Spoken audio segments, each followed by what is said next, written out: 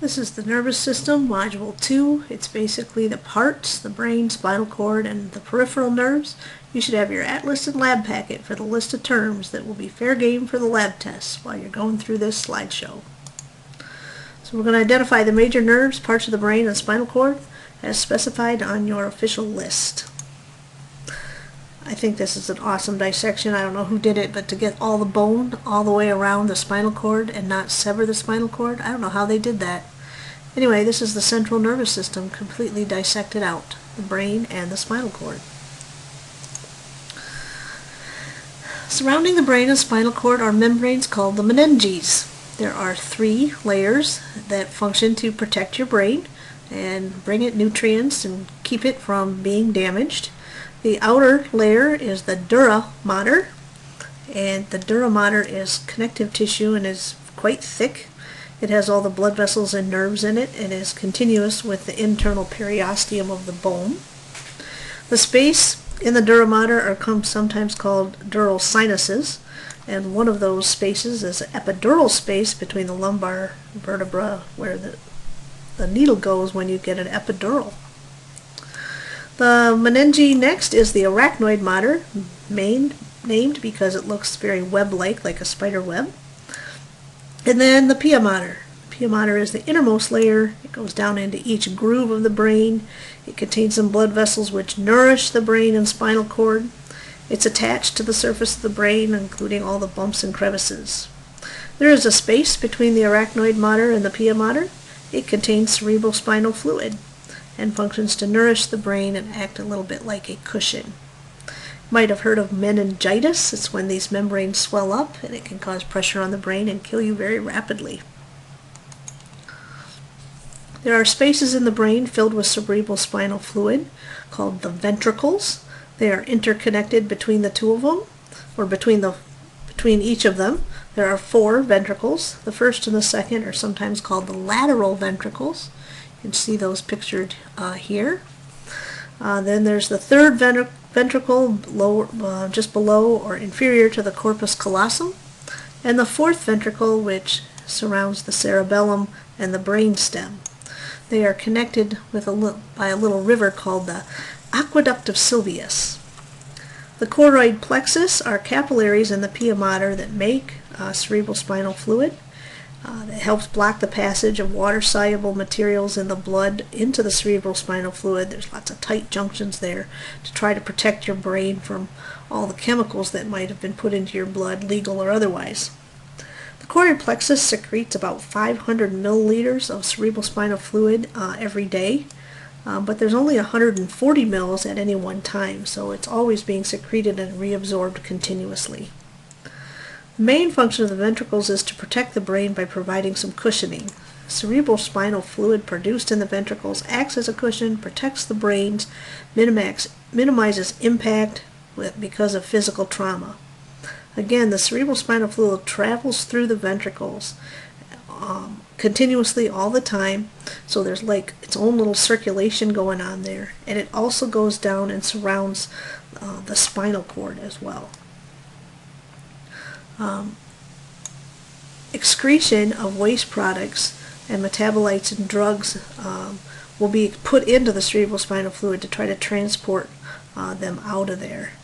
It also provides buoyancy to the brain, which helps reduce the weight of it. Our actual brain mass is 1,400 grams, but because it remains suspended a little bit in the cerebrospinal fluid, the weight isn't very much, and it actually lowers it to 25 grams. This lowers the pressure at the base of the brain because the weight of the brain could push that down and cause a lot of problems for us. So here's a picture of a brain cut from the top. You can see the lateral ventricles there. The higher brain is divided into 2 hemispheres. So the cerebrum is your higher order thinking type of thing. It's what makes you you. There's many convolutions and bumps. In fact, a smooth brain is associated with mental retardation. The shallow grooves are called sulci, and the deeper grooves are called fissures. The fissures help divide them into different lobes. Yeah, you can't really see fissures here, but you can see some of the sulci, the little grooves in here. The corpus callosum, which is this light whiter part right below the cerebrum, is what connects the hemispheres. Here's a picture looking down. You can see the fissure straight down the middle, dividing it into the right and left hemispheres of the brain.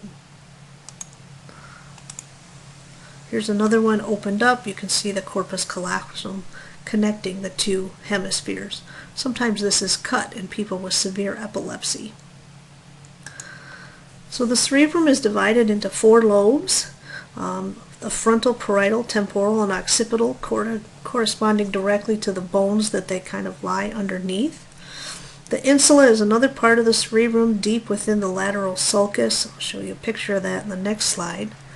And the outer layer of the cerebrum is known as the cerebral cortex. The cortex is always outer layer of something. It is made of gray matter, and underneath is myelinated neurons and the corpus callosum, which connects the two hemispheres. And it's where a lot of the coordination of our activities take place. Because it's gray matter, it's not myelinated, and it does not regenerate. The frontal lobe plays a role in concentration, planning, problem solving, motor coordination. The parietal lobe is more for your special senses, particularly speech and touch. Temporal lobe plays a large role in hearing, music, tempo. I can remember temporal for tempo. The occipital lobe combines visual images and helps you recognize, that face is Aunt Joe, or that person is Maria, or whatever. Does a lot of recognition stuff. Here's the insula, of the brain, this part right here.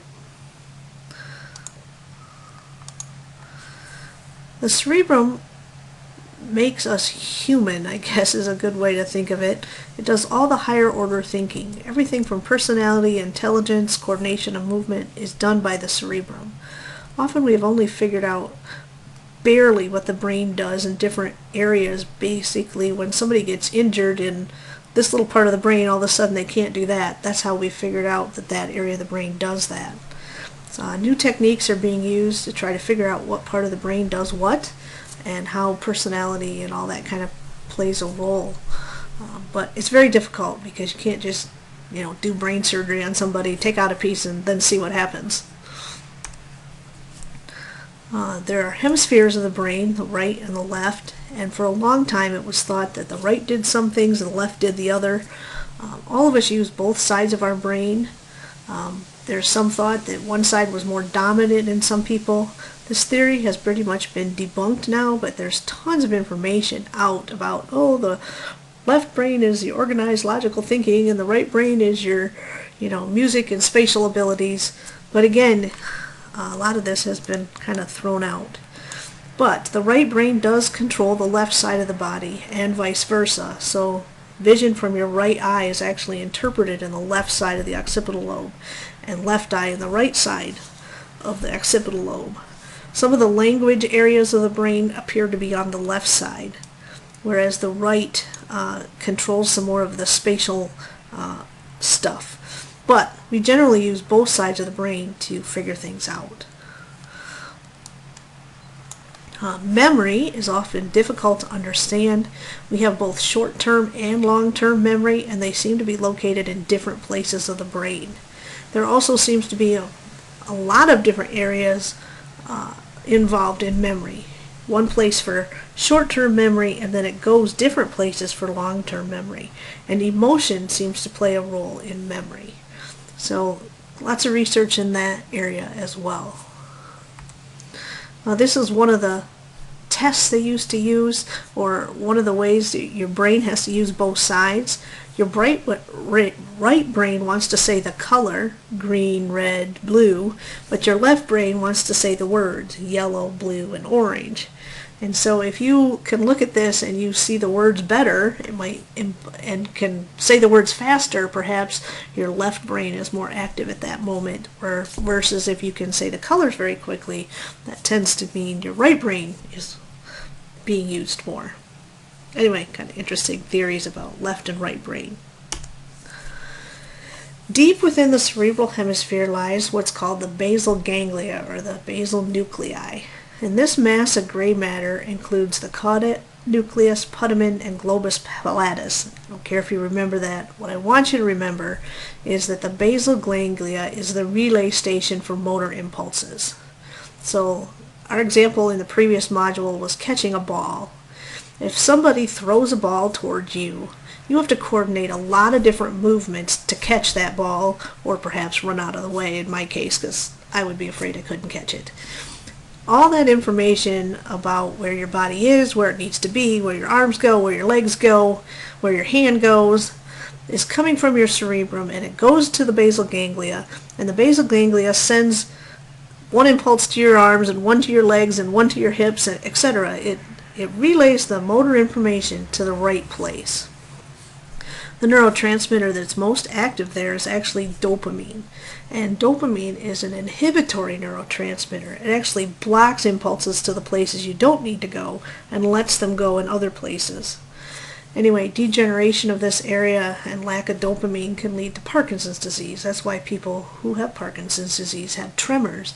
They're sending motor impulses all the time, and because they don't have enough dopamine to inhibit it.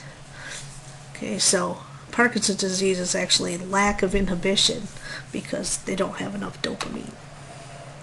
So here's a picture of the basal ganglia, and I put an arrow right where it is. Alright, the next part of the brain is called the diencephalon, and it actually has 7 different parts. It's all gray matter. It's not regeneratable, so damage to the diencephalon would be pretty much deadly to you. It's right in the middle or the center of the brain. It includes the thalamus, hypothalamus, pituitary, etc. And it's right here in the middle above the brain stem. Okay, so we're not down to this part yet. We're just talking about the diencephalon. The thalamus is the largest and the uppermost portion of the diencephalon. And like the basal ganglia was the relay center for motor information, the thalamus is the relay center for sensory information. So when you smell something, it goes to the thalamus, and the thalamus says, oh, that's a smell. You need to go to the parietal lobe. So it's like directing traffic to the right part of the brain. The hypothalamus is your master gland. It is located right below the thalamus and is considered, again, the master gland, but it controls almost everything. Hormones release, breathing rate, temperature, hunger and appetite, thirst, that type of thing. Sleep cycle, body weight, your hypothalamus is playing a role. The infundibulum connects the hypothalamus to the pituitary gland, and the pituitary gland also secretes hormones. It is under control of the hypothalamus, but it is a main place where hormones are released. The optic chiasma and tracts, this is where the optic nerves coming from the eyes cross over. That's the optic chiasma. And then that information continues back to the occipital lobe via the optic tracts. I think in the next picture you can see some of this. 18 is the thalamus. And then down forward from that is the hypothalamus. Can't really see the pituitary gland here. I'll show you that here in another few minutes. 3 other parts of the diencephalon include the mammillary bodies, which are located behind the infundibulum and have unknown function. The pineal gland, which releases melatonin, that plays a role in the sleep cycle. It also plays a role in migratory behavior in birds and animals. And the limbic system, which is a combination of things that helps us control emotion, expression, and how we act. The limbic system kind of guides survival based on whether behavior is pleasant or not. pleasant. And we can override this to some degree with the cerebrum, but if something's hurting us, we're going to run or try to avoid it because that's detrimental to survival. If something is pleasant, we're going to keep doing it. And so biologically, we are rewarded, for example, for eating and drinking and having sex because we are surviving and we're reproducing. And so some people, the limbic system controls their life. And at the rudimentary level, it kind of does. So here's some more of the parts. The pineal gland here is number 21. See, it's kind of in the posterior part of the brain. If you look down on the brain, you can see the mammillary bodies there. Okay, and the pituitary gland would be hanging down below that. You can see that on the brain model as well. Here's another picture. The brain is facing forward. Again, the thalamus, right in front of that, the hypothalamus, and hanging down from the infundibulum, the pituitary gland would be right there. The brainstem, which is this gray part right here, includes the midbrain, the pons, and the medulla oblongata. Three parts of the brainstem. And it does the lower level function stuff, basic things. Sometimes it's called the reptilian brain because that's all reptiles really have. The midbrain, the top part, nearest the diencephalon, is your reflex center for hearing and sight and for maintaining posture. So even babies will turn their heads towards a sound or blink their eyes toward, if there's bright light, that type of thing. The pons, looks like that pregnant tummy sticking out right there, is involved in the rate and depth of breathing. And the medulla oblongata also plays a role in breathing, heart rate, vasoconstriction, dilation, the basic keep your heart beating type thing. There is a network of nerve fibers within the brainstem called the reticular formation. It connects with the hypothalamus, basal ganglia, cerebellum, and cerebrum to the brainstem and acts as a filter for useless information. In fact, when you're tired, your filter doesn't work very well, so you can't concentrate on stuff very well because too much information is coming in and out. Damage to the brainstem can cause a coma, and decreased activity there induces sleepiness. The cerebellum, which is the back of the brain underneath the occipital lobe, functions in a basic way to maintain balance.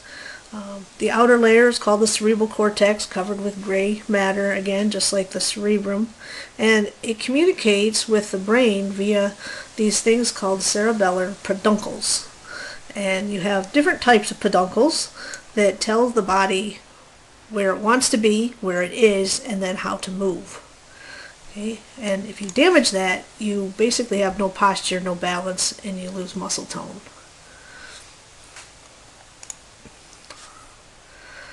Okay, some other parts you need to know are the cranial nerves. The cranial nerves all initiate from the brain, and all but the first two originate from the brain stem. They pass through the hole in the skull to the place where it goes.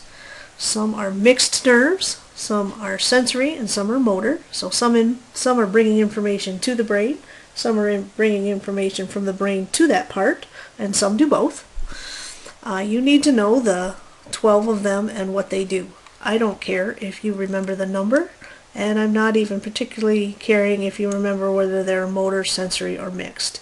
You can if you want to, and you would in a higher anatomy class. Some of them are named for what they do, so go with the name. Olfactory is involved in your sense of smell. Optic is your sense of vision. Oculomotor and trochlear and abducens, so 3, 4, and 6, move your eyeball. Okay, they move your eyeball. The trigeminal does a bunch of different things: chewing, sensory information of the face. It's also involved in some eye movement and sensing that there's somebody touching your eye, for example. The vestibulocochlear is involved in hearing and balance. The glossopharyngeal is tongue and throat. It helps you swallow. The vagal nerve goes down to your neck, chest, and abdomen. It's involved in speech, swallowing, digestion, heart rate. It's a pretty important nerve, and it's so important that the accessory nerve exists to help it. Okay, so the vagus nerve is helped by the accessory. And the hypoglossal is also innervates your tongue, helps with speaking, chewing, and swallowing. Glossal means tongue, so hopefully that'll help you remember. Sometimes people find this a little bit easier by looking at a picture of it, and the blue here means it's sensory and the red means it's motor. So the smell and the optic nerve and the vestibulocochlear is just bringing information to the brain, whereas some of these others are doing both. Notice that the oculomotor, trochlear, and abducens, 3, 4, and 6, all help move your eyeball. So those are all motor neurons. Whereas trigeminal is mostly sensory from your face and a little bit to the jaw. Anyway, check out these pictures. Here's another picture of the brain, and it names and numbers them all. Not something you'll have to remember beyond olfactory bulbs and the optic nerves. This is a cool dissection here. The eyeballs are still on it. Alright, and the second part of this module is the parts of the spinal cord. The spinal cord, of course, extends from your brain. The brain stem, the medulla oblongata, connects the spinal cord to the brain, all the way down to this first and second lumbar vertebra. There are 31 pairs of nerves that branch off, each one of them, and they're not named, they're just numbered, which is nice. The one that comes off of cervical vertebra number 1 is called C1. The one that comes off of thoracic vertebra number 7 is T7. So they're just numbered for what vertebra they branch off of. Some of the parts that you need to know include the cervical and lumbar enlargements, the central canal, the gray and white matter, the nerve tracts, and the dorsal and ventral roots. So when you're looking at a cross section of the spinal cord, these are the parts that you should know. So here's the picture. Okay, here's the spinal cord. The dorsal root and the ventral roots are the nerves that branch off. The dorsal, the back ones, are the sensory, so the information is going to the brain from the dorsal roots. And the ventral roots are the motor neurons, so they're coming down from the brain and they branch and leave and go out to your muscles or glands. The brownish part here, the horns, are the gray matter, and around that is the white matter. And even though they're colored opposite here, the gray matter is the lighter color and the white is the darker in this. These are the cervical, thoracic, lumbar, and sacral spinal cords. So spinal cords are again grouped by the vertebra. They contain both dorsal and ventral information. The dorsal or sensory root information is taking information to the brain, and the nerves running out the ventral roots are going to muscles or glands. And they basically, the lower you go on the back, the lower the nerves are innervating. So lower back, the nerves branching off the lumbar would go down to your legs, whereas up in the thoracic, it's going to be your chest cavity, and up at the top, your arms. You can see that here, they actually figured out different areas of the body that are innervated by each one of those branching off the vertebra, and they're referred to as dermatomes. Okay, so T8 is this area of the back, and there's lots of overlap and it's not exact, but it gives you kind of an idea. If you had an injury at T5, broke your or severed your spinal cord right there, everything from that point down would not have any nervous system conduction anymore. So they can kind of get an idea about what would be damaged and what wouldn't work anymore depending on where the injury was. Some of the main peripheral nerves that you need to know are usually named for the place that they're going. They're little highway tracks that contain motor neurons going out to effectors and sensory nerves taking it back to the brain. The median nerve runs down your arm, for example, and you have an ulnar and a radial nerve as well. Okay, they contain both sensory and motor information. There's this little nervous system highway going on. Here's some more. The phrenic nerve goes down and controls the diaphragm. I think the femoral nerve is on your list. It goes down over the femur. And the sciatic nerve, which goes down the length of your leg. Sometimes this gets pinched in there and people have sciatica or pain because of that. I can't remember if there's any other ones on your list, so make sure you check those out in your lab packet. The last thing in this module are a discussion of plexuses. Basically, it's a branching, it's where nerves intersect and rebranch, I guess. As they come out of the central nervous system, nerves go to wherever they're going in the body. Some of them come back together and then branch again. So you can kind of see they branch off the nervous system, but then they kind of come back together. And that place where they come back together is called a plexus. And we have 3 of them: the cervical plexus, the brachial plexus, and the lumbosacral plexus. And sometimes when they rebranch, the signals can get mixed up. You know how when people, men especially, have a heart attack, one of the symptoms is their left arm hurts? Well, it turns out that the nerves coming back from your heart go through that plexus, and sometimes your brain reads it as coming from your arm instead of your heart. And that's why sometimes they'll grab their left arm, because it feels like it's their arm hurting, and really it's their heart. It's just coming from that same branch. So there's lots of different resources for Goal 8. Besides your atlas and packet and online textbook, don't be afraid to Google. In fact, I found a bunch of websites here. All of them quiz you about the brain and the brain anatomy.